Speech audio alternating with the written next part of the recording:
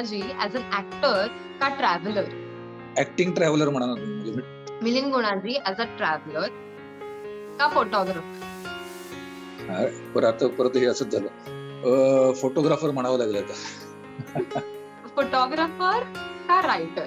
पूरक भुगल्या टाकतात मला, म्हणजे याचं एक दुसऱ्याला पूरकच आहे प्रश्न, कारण हे सगळं मी सगळंच करतोय. Milind Gunaji as a hero का villain? As a Milind Gunaji villain. किल्ल्यावर चित्रपट बनवायचा असेल तर तो किल्ला कुठला? चित्रपट वगैरे बनवायचा असेल तर हरिश्चंद्रगड म्हणा. जर तुम्हाला ऍक्टिंग, ट्रॅव्हलिंग, फोटोग्राफी, रायटिंग हे सगळे क्षेत्र सोडून जर मी तुम्हाला म्हणले की एखादा फील्ड चूज करा किंवा हे सगळं तुम्ही नसतात तर तुम्ही काय केलं असतं, तर मला काय? देवाने चांगला कळा दिला असता तर मी गायक झालो असतो आनंदाने. मला इतकं त्याच्यात आहे शास्त्रीय संगीतात की मला शास्त्रीय संगीताशिवाय चैन पडत नाही. मिलिंद गुणाजींना कुठला चित्रपट जास्त आवडतो, भूलभुलैया का भूलभुलैया 2? भूलभुलैया मी पण नाही बघितलं, त्यामुळे मी कुठे बघितलं. भूलभुलैया पहिला होता तो छानच होता, मला आवडलाच होता, आणि दुसरा पण मला नक्की आवडणार. हॅलो फर्स्ट ऑफ ऑल, आणि भूलभुलैया 2 येतोय त्यासाठी आधीच बिफोर वी स्टार्ट आधीच मी सांगते की मी पर्सनली प्रचंड एक्साइटेड आहे. कारण लहानपणी एक म्हणजे असं असायचं ना की कुठेतरी एक हॉरर मूवी पण बघायचे, पण असं हसायचं पण आहे आणि थोडीशी मज्जा पण यायला हवी. ते सगळं आय थिंक भूलभुलैया मध्ये होतं.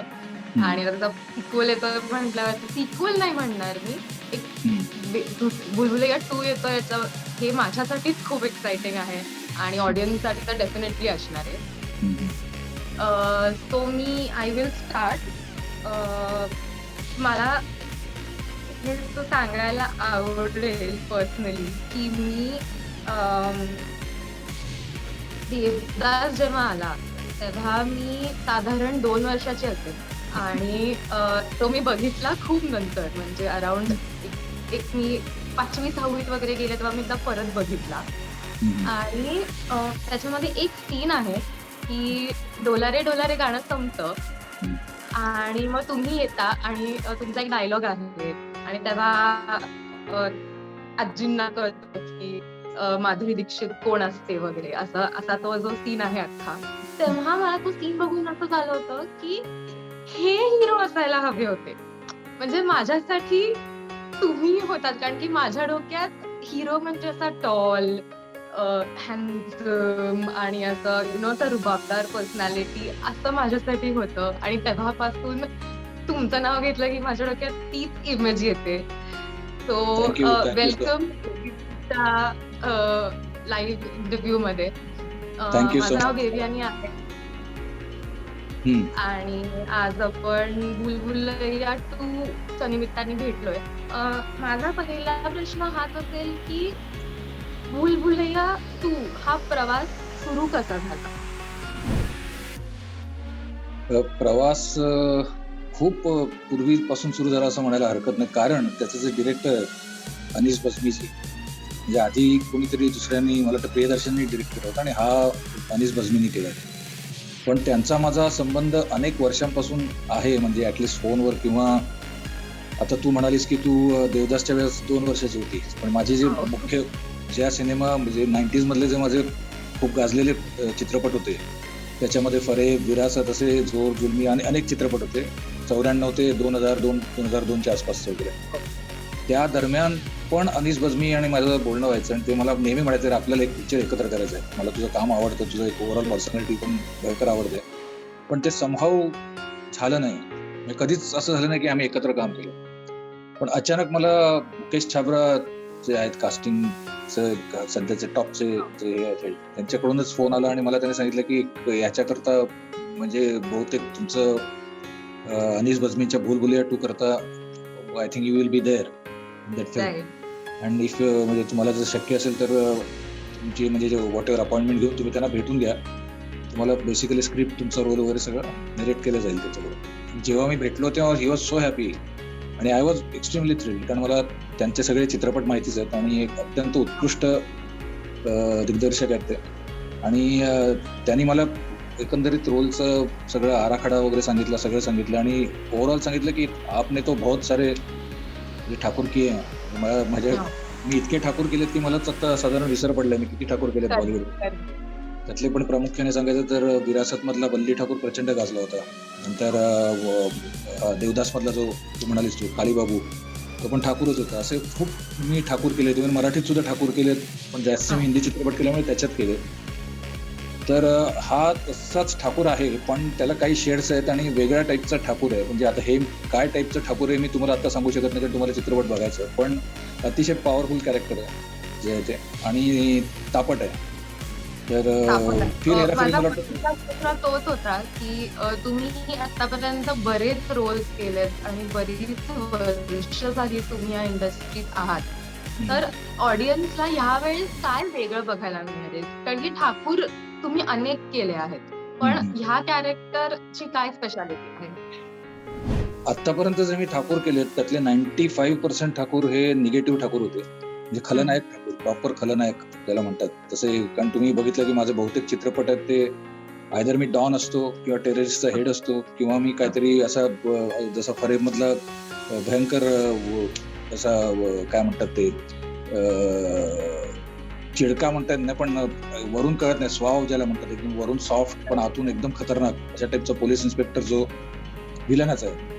पण तिकडे सुद्धा फरेबमध्ये सुद्धा असंच झालं होतं की ये तेरी आंखें झुकी झुकी हे गाणं प्रचंड गाजलं, फरेब खूप गाजलं, आणि मी त्याच्यात व्हिलन आणि किंवा अँटी हिरो होतो हे लोक विसरले काही काळ.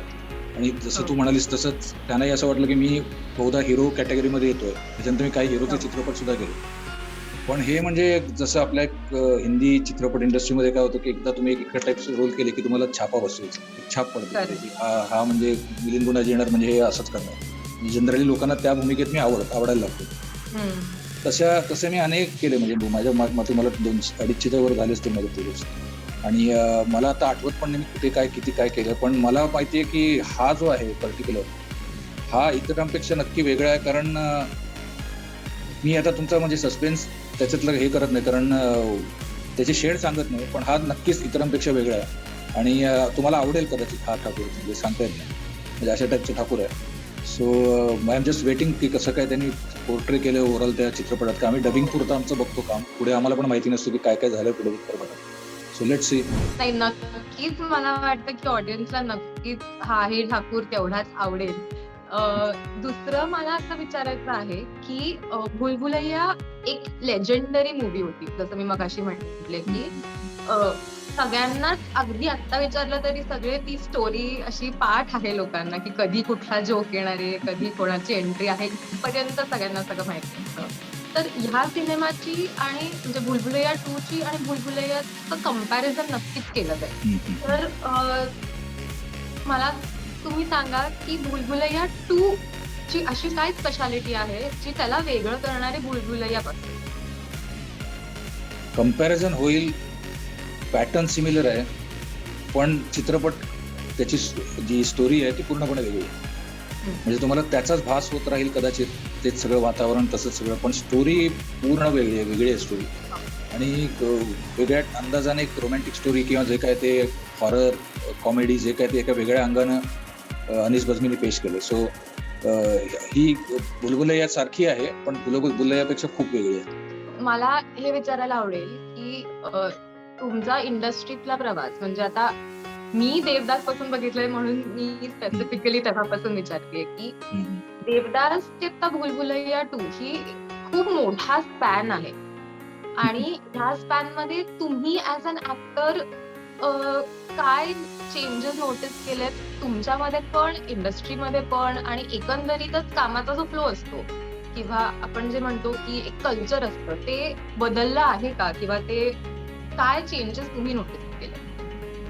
ऍक्च्युली देवदास ते भुलभुलैया हा स्पॅन जेवढा आहे त्याच्यापेक्षा खूप मोठा स्पॅन माझा पहिला चित्रपट जो होता द्रोहकाल किंवा फरेब दुसरा तिसरा जो होता तेव्हापासूनचा देवदासचा स्पॅन अजूनही मोठा आहे. तो ओव्हरऑल सगळा स्पॅन जर एकत्र केला तर मी बरंच काही बघितलं चित्रपटच्या म्हणजे बॉलिवूडमध्ये किंवा चित्रपट सृष्टीमध्ये. मला एवढं सांगता येईल की आता जी नवीन ब्रीड आली आहे, नवीन हिरो हिरोईन्स किंवा जी मंडळी येत आहेत ज्यांच्यावर चित्रपट चालतात, ते आणि आमच्या काळातली जी मंडळी होती त्याच्यामध्ये थोडासा फरक एवढाच आहे की आम्ही थोडे रिलॅक्स्ड होतो तेव्हा. म्हणजे आता काय झालं की OTT प्लॅटफॉर्म, इतरही प्लॅटफॉर्म अनेक लोक कुठल्या कुठल्या भारतातल्या भागातनं येतात, ते इथे येतच असतात मुंबईमध्ये. पण त्यांच्यामुळे प्रचंड कॉम्पिटिशन वाढलेली आहे. म्हणजे पूर्वी कसं होतं की चित्रपटात एकदा एंट्री मिळणं आता पण अवघड आहे, तेव्हाही अवघडच होतं. पण एकदम एंट्री मिळाली की युअर लाईक, आणि एखादा चित्रपट चालला की युअर स्टेबल, म्हणजे तुम्ही त्याच्यामध्ये बसवलं असं धरलं जायचं. आता कसं झालं की आणि एक सर्टन टाईपची पर्सनॅलिटी लागायची. हिरो म्हटलं की साधारण, किंवा विलन जरी म्हटलं तरी एक रुबाबदार, दिग्पाड वगैरे किंवा काहीतरी त्याला लागायचं असं. बरेच वेळा काय होतं की असे चेहरे किंवा अशी पर्सनॅलिटी असलेल्या लोकांना आत घुसणं मुश्किल होतं, म्हणजे एक सर्टन रोल्स करता. हम्म. तसं आता राहिलेलं नाही. आता OTT प्लॅटफॉर्म्समुळे आणि इतर बऱ्याच avenuesमुळे खूप लोकांना याच्यात एंट्री मिळायला लागली, जे चांगले ऍक्टर्स आहेत. म्हणजे जे चांगल्या थिएटरमधनं आलेले आहेत. बेसिकली मे बी त्यांना पर्सनॅलिटी असेल किंवा नसेल, पण जर त्यांची ऍक्टिंगची ताकद असेल तर लोकांना ते खेळवून ठेवू शकतात आणि लोक त्यांना ऍक्सेप्ट करतात. आणि बघता बघता ते टीव्हीच्या पडद्यावरून मोठ्या पडद्यावर सुद्धा येतात. असे अनेक कलाकार आता तुम्ही बघितले असतील. त्यामुळे कॉम्पिटिशन एवढी आहे की हल्लीची जी मंडळी आहेत त्यांना प्रोफेशनल राहावंच लागतं. प्रोफेशनलिझम आमच्या वेळेस तेवढा नव्हता. जे एकदम तुम्हाला काटेकोर, पंक्च्युअल असणं, वेळेवर येणं, आपली बॉडी सांभाळणं, स्वतःच्या फिजिककडे लक्ष देणं. आम्ही एवढ्या काय प्रचंड म्हणजे शरीरावर मेहनत तशी घेत नव्हतो. म्हणजे एक चांगला सुदृढ, चांगला देह असलेला किंवा चांगला फिजिक असलेला माणूस असला की चालायचं. पण आता एकदम पिळदार शरीर की प्रचंड व्यायाम केलेली सगळी मंडळी असतात आणि त्यामुळे you have to be really, म्हणजे समजा आता माझ्यासारख्या माणसाला सुद्धा कोणाबरोबर म्हणजे आत्ताचा जो करंट हिरो असेल त्याच्या ऑपोजिट जर विलन म्हणून मला काम करायचं असेल तर मला 4 वेळा विचार करायला लागतो की मला त्या चित्रपटाचं शूटिंग सुरू होईपर्यंत परफेक्ट माझी बॉडी त्या स्टेजला आणायला लागते. एक गंमत म्हणून मी आता सांगतो तुम्हाला की मी चित्रपट, इव्हन तेलुगूमध्ये पण मी खूप चित्रपट केले. तेलुगूमध्ये एक चित्रपट होता कृष्णम वंदे जगद्गुरु, तो खूप गाजला. आणि क्रिश म्हणून डिरेक्टर होते त्याचे, आणि त्याचा जो हिरो होता तो राणा दगूबट्टी, म्हणजे जो आपल्या बाहुबलीचा विलन तो त्याचा हिरो होता. आणि नयनतारा नावाची टॉपची हिरोईन आणि मी मेन विलन होतो त्याच्यामध्ये. तर मला जेव्हा त्यांनी बोलवलं तेव्हा मी राणा दगूपट्टीकडे बघितलं आणि पहिल्यांदाच पर्सनली बघितलं. आणि त्याला असा उंच, दिप्पाड आणि पिळदार शरीर असलेला 6 फूट 2 इंच माणूस. मी म्हटलं याला, मग डायरेक्टरला तुम्ही मला कशा करता घेतलं म्हणजे, आणि एज मध्ये पण बराच डिफरन्स. ते म्हणाले की आता सुद्धा तुम्ही फ्रेम मध्ये त्याच्या समोर दिसू शकाल 1 to 1, अशी तुमची पर्सनॅलिटी आता पण आम्हाला वाटते. तर त्यामुळे मी तुम्हाला घेतलं. पण मी तेव्हा असा विचार केला, समजा जर मी थोडा अजून व्यायाम करून अजून परफेक्ट झालो सुद्धा अजून मजा आली असती. म्हणजे असं त्याच्यासारखा मी एकदम हे नव्हतं, पण तरी पण बेसिकली लोक तुमच्याकडे त्या दृष्टीने बघतात की तुम्ही फिट आहात कम्प्लीट. जो फिटनेस फंडा आहे किंवा प्रोफेशनलिझम आहे, पंक्च्युअलिटी आहे, ही हल्ली फार वाढलेली आहे. आणि त्याचं कारण हे म्हणजे you have to sustain in the industry, नाहीतर तुमचं इकडे टिकावं लागणं शक्य नाही, हे सगळ्यांना माहिती आहे. So it is become very competitive.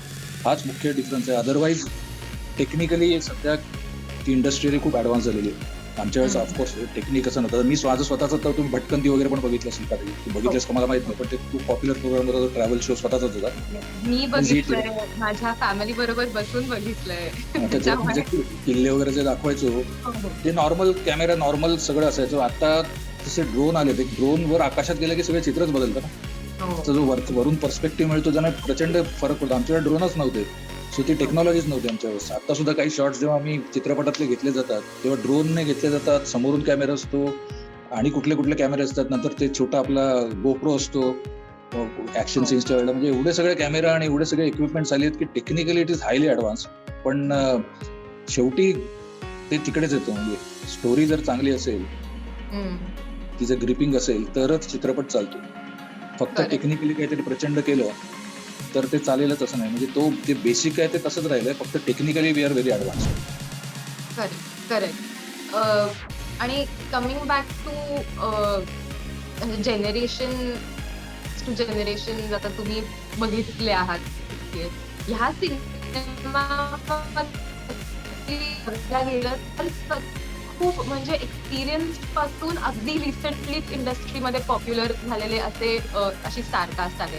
म्हणजे कार्तिक आर्यन असेल, कियारा असेल, हे अगदी आत्ताचे आहेत. आणि राजपाल यादव किंवा संजय मिश्रा, हे सगळे प्रचंड एक्सपिरियन्स्ड आणि त्यांनीही असेच जनरेशन बघितले. सो हा अख्खा एक सेटवरचा माहोल कसा होता किंवा काम करताना ऍटमॉस्फिअर कसं होतं, कारण की एक्सपिरियन्स्ड पण आहेत, नवीन पण आहेत, सो ते एक इक्वेशन कसं जमतं?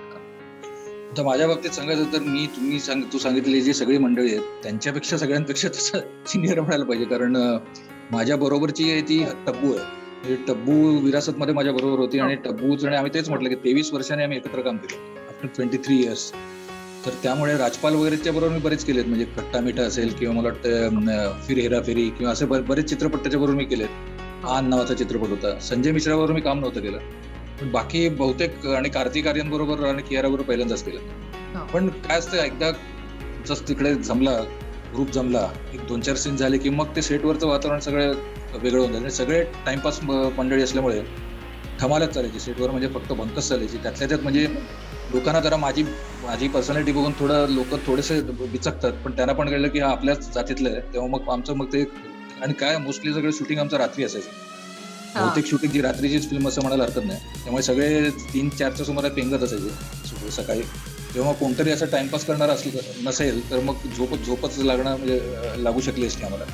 पण राजपाल यादव, संजय मिश्रा ही मंडळी एवढा टाइमपास करतात सेटवर की तुम्हाला म्हणजे तुम्ही जागेच राहता कुठे, म्हणजे आउटडोअरला असा किंवा इनडोअरला असा. So that was a fun. तुम्ही आता ना उत्तर देता देता आम्हाला छोटीशी हिंट दिली आहे की चित्रपटात बरेच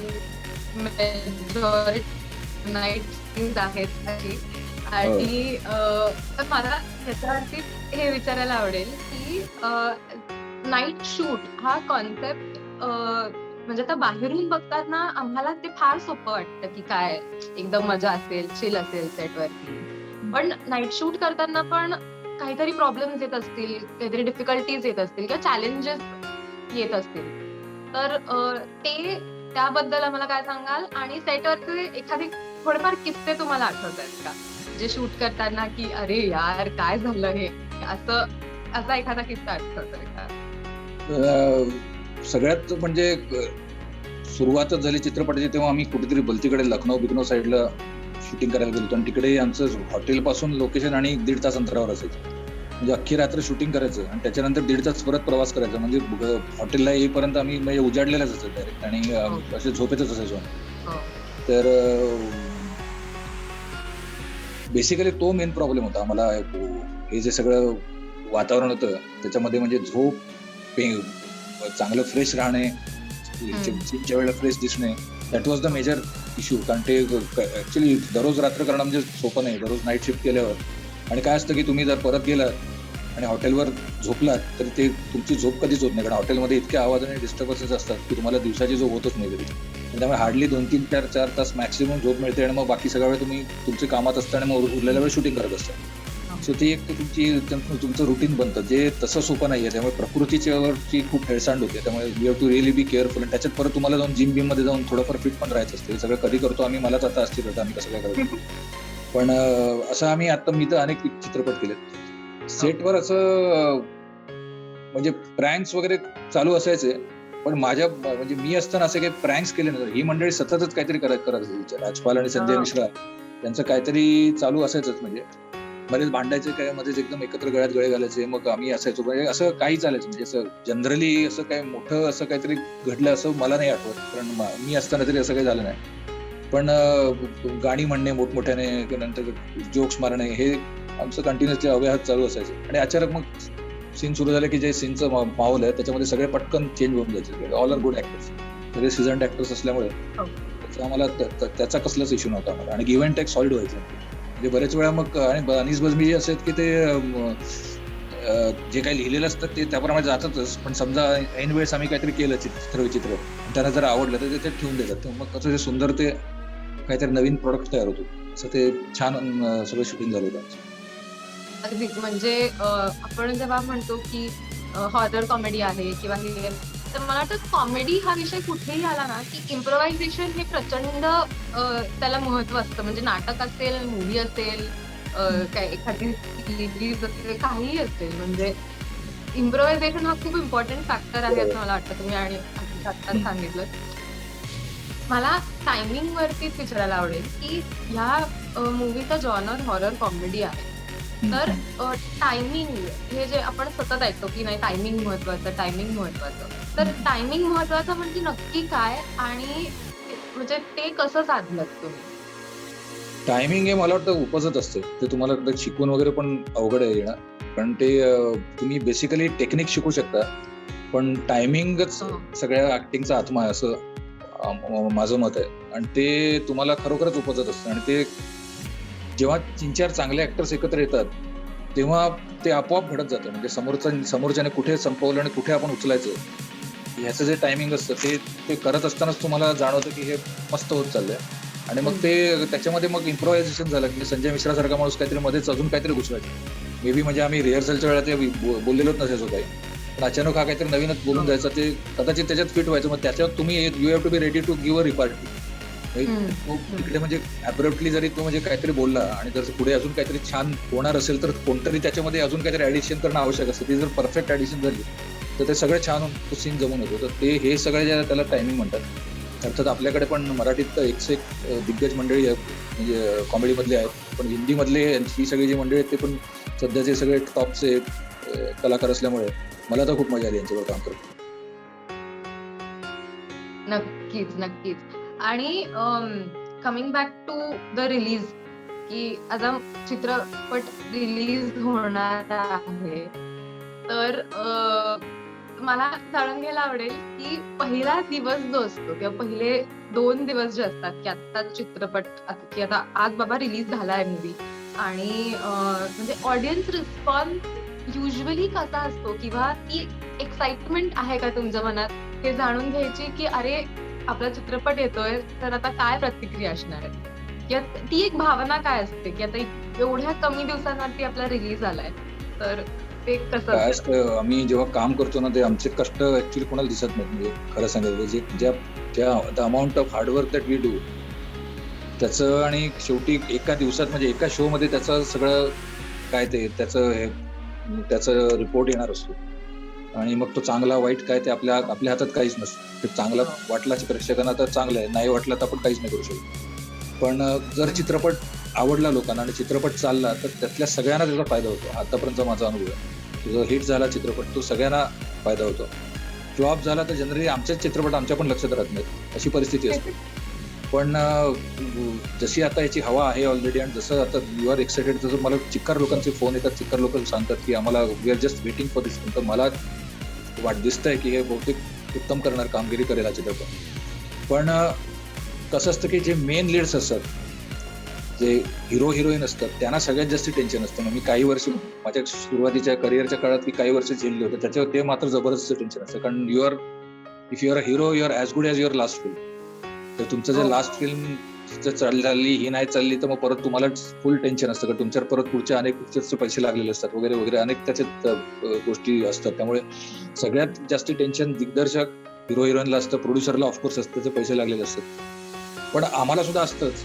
कारण आम्ही सगळे कलाकार ज्यांनी त्याला हातभार लावलाय आणि सगळी ती स्टोरी बनवण्यामध्ये आमचं पण काहीतरी वाटा आहे. We are all equally responsible, आणि त्याचा जर फायदा झाला तर बेनिफिट्स आर टू ऑल. तोटा झाला तर सगळ्यांनाच तोटा होतो. आम्हाला सगळ्यात देवाकडे प्रार्थना करत असतो की बाबा रिलीजच्या दिवसापासून ते पिक्चर एकदम हिट होऊन देत. हिट होते. आणि मला वाटतंय की हा नक्कीच हिट होणार आहे. एवढं ऑलरेडी, कारण तुमचं फॅन फॉलोइंग आहे, बाकीच्या कलाकारांचं फॅन फॉलोइंग आहे आणि मूव्हीचंच मुळात इतकं फॅन फॉलोइंग आहे की मला वाटतं की डेफिनेटली हा पण एक ब्लॉकबस्टरच असणार आहे. मला एक शेवटचा प्रश्न घेते आणि मग एक छोटासा गेम आहे. तो माझा शेवटचा प्रश्न असा की तुम्ही आता चित्रपट, सिरियल, ट्रॅव्हल ब्लॉग, OTT असा सगळा प्रवास केलाय आणि म्हणजे रुद्र पण आता रिसेंटली रिलीज झाला होता. तर ही एक जर्नी कशी वाटते, की तुम्हाला असं वाटतं का की थोड्या वर्षात OTT मूव्हीजला कम्प्लिटली टेक ओव्हर करेल? OTT नाही, मूवीज जे आहे ना, जे मोठे चित्रपट, फॉर एक्झाम्पल आता हा चित्रपट आहे बुलबुले, हा मोठ्या कॅनव्हासचा चित्रपट आहे. हा मोठ्या थिएटरमध्ये जाऊन पाहायला पाहिजे. असे जे चित्रपट ज्या देवदास जसं म्हणायचं, देवदास सारखं ते जे ग्रँज्युअर आहे ते तुम्हाला छोट्या पडद्यावर नाही मजा येणार. त्यामुळे चित्रपट जे आहे लार्जर दॅन लाईफ जे काय पाहणं आहे ना, त्याचं आकर्षण नेहमीच राहणार. ते कधीच बंद होणार. OTT मुळे काय फायदा होतोय की OTT मुळे कलाकारांना फायदा होतोय, बऱ्याच नवीन डिरेक्टर्सना फायदा होतो. त्यांनी जर चांगलं काही केलं तर त्यांना मोठ्या पडद्यावर यायला संधी मिळते.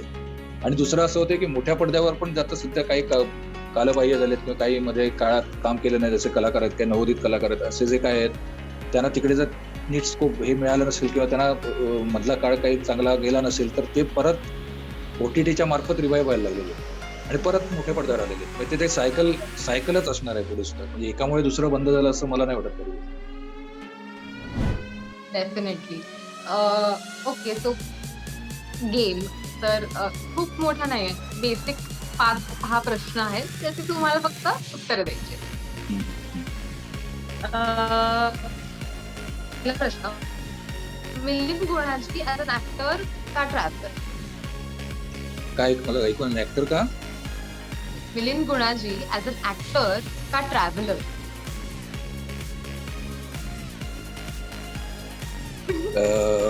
ऍक्टिंग ट्रॅव्हलर म्हणा ना तुम्ही.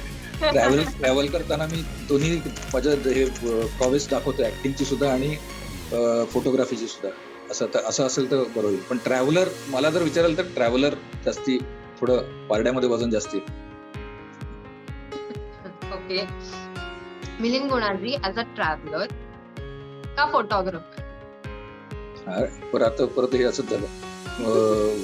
ते सगळं एकमेकांमध्ये घुसलेलं आहे, त्यामुळे मला फोटोग्राफर म्हणावं लागेल आता. ओके, फोटोग्राफर का रायटर? आता जसं ते काय आता हे तुम्ही सगळे पूरक गुगल्या टाकतात मला, म्हणजे याचं एक दुसऱ्याला पूरक आहे ते प्रश्न, कारण हे सगळं मी सगळंच करतोय. ट्रॅव्हलिंगमुळे हे बघ, आता ऍक्टर आहे म्हणून मी ट्रॅव्हल करतो, ट्रॅव्हलर आहे म्हणून मी फोटोग्राफी करू शकतो, कारण जिकडे जातो तिकडे मी फोटोग्राफी करतो. आणि मग जे काय फोटोग्राफी करतो ट्रॅव्हलिंगच्या थ्रू, त्याच्यावर मी लिहितो. तर हे सगळं माझं सगळंच आहे. मी हे आन्सर तुमचं ऐकलं होतं, म्हणूनच मी मुद्दाम तुम्हाला हे प्रश्न विचारले. Milind Gunaji as a hero का विलन?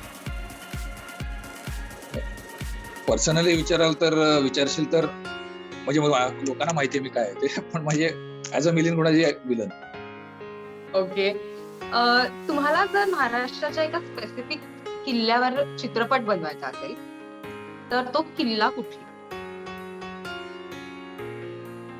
गूढरम्य असा किल्ला जर माझ्या महाराष्ट्रातले सगळेच किल्ले मला प्रिय आहेत, सगळ्यांवर मी जवळपास लिहिले, सगळं दाखवलेले पण आहेत. राजगड हा माझा आवडता किल्ला आहे, पण जर चित्रपट वगैरे बनवायचा असेल तर हरिश्चंद्रगड म्हणणं. पण हरिश्चंद्रगडावर खूप काही असं गूढरम्य आहे, तिकडे बऱ्याच अशा गूढ गोष्टी आहेत की ज्या मला असं काहीतरी समजा असा काही चित्रपट पुढे बनवावा असं वाटला, ट्रेजर हंट टाईप किंवा काहीतरी ज्याला आपण काय म्हणतो मिस्टेरियस, त्याच्यात मिस्ट्री इन्व्हॉल्ड आहे, असं काहीतरी चित्रपट करायचा असेल तर मी हरिश्चंद्रगडाची निवड करतो.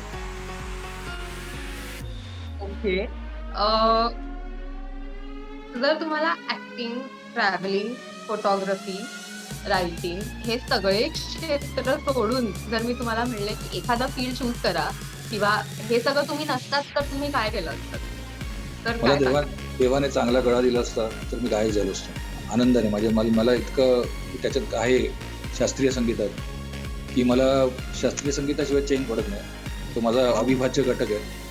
पण मला तसा गळा जो लोक माझे काही अप्रतिम गाणारे मित्र आहेत त्यांच्या, म्हणजे मी पण गायचा प्रयत्न करतो, पण जेव्हा ते गातात तेव्हा मला कळतं की आपण न गायलेलं बरं, त्यांचं ऐकलेलं बरं. पण मला असं वाटतं की जरा यांच्यासारखा जर गळा माझ्याकडे असता देवाने दिलेला तर मी अगदी आनंदाने गायक झालो असतो किंवा इव्हन काही वादक सुद्धा झालो असतो.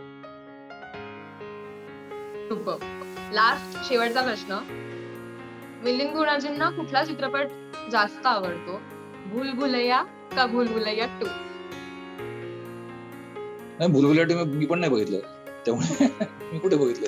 ते भूलभुलैया पहिला होता तो छानच होता, मला आवडलाच होता, आणि दुसरा पण मला नक्की आवडणार आहे.